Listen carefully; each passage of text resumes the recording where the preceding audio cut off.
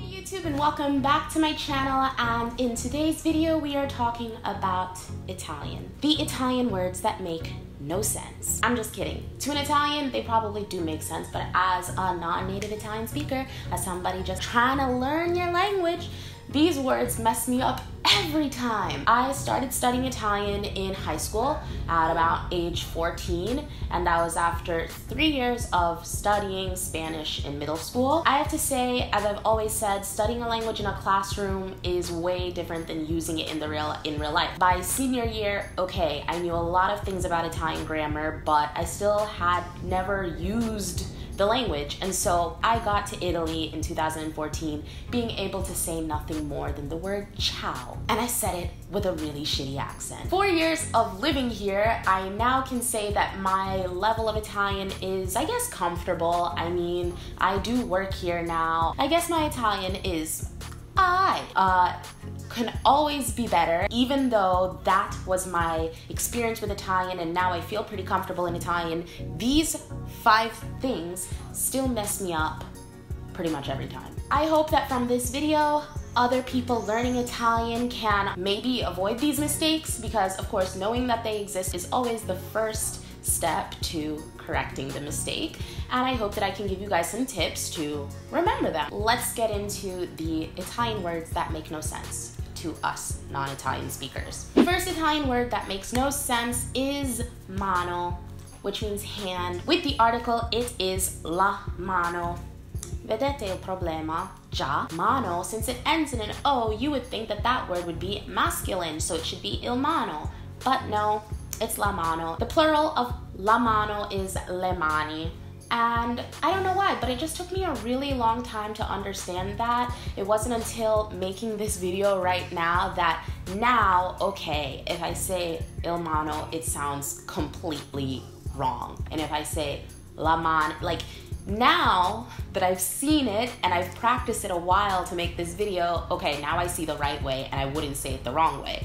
But after learning Italian, it was pretty difficult to remember these things. Almost half of the things on my list are body parts. You guys can correct me if I'm wrong, Italians. It seems to me that most of the irregular nouns that I come across in my Italian day-to-day life is body parts. I can't remember the exact reason as to why this is. I believe it has something to do with the fact that these words, when they came from Latin, they didn't change the genders. Like, it was like this in Latin, and so they kept it like this for Italian, and so they don't follow all the other Italian rules. Same thing with what I just said. I said, questo è la problema. No, il problema. We're confusing ourselves. The point is to remember that the singular of mano, hand, is la mano, and the plural is lemani.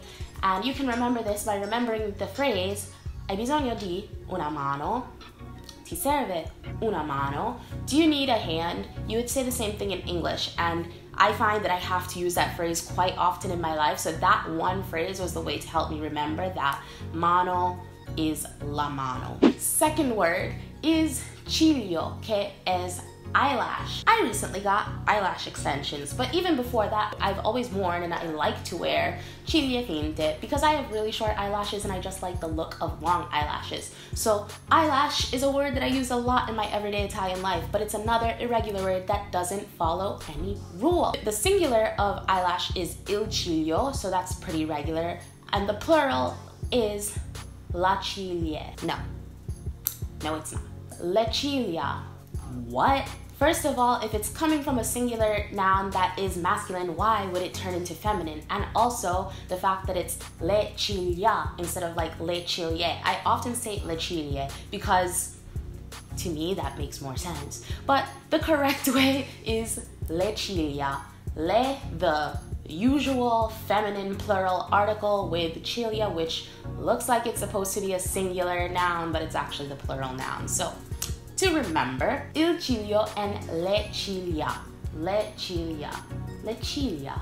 Le ciglia. Le ciglia finte. The third word is another body part, and it is dito, which means finger. Same thing as il ciglio, le ciglia. We have il dito, which is one finger. For some reason, I never use this word really that much. Il dito, which is regular, but then you have le dita. If you're talking about more than one finger, if you're talking about fingers, it's le dita.